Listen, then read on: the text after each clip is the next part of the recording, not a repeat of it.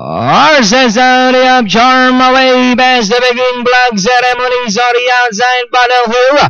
Then followed by Divine the Grace comes next King Patrick, Hardwork Classic, Directors Donya, isa pa, who else? Donya Benancia and et al.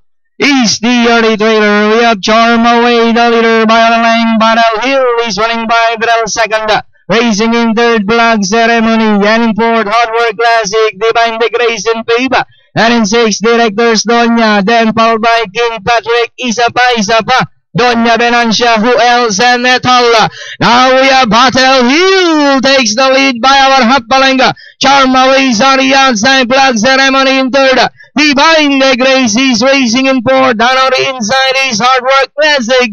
And it's still Battle Hill by about 2 lengths. Charm away. Here comes Black Ceremony now moving up to take second.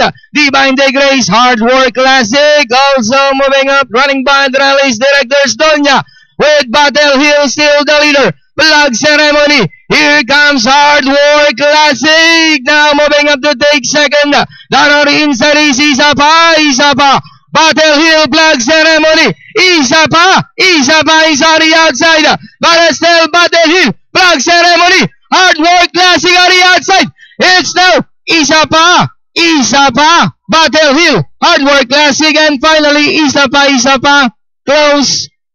Hardwork Classic, Battle Hill, King Patrick.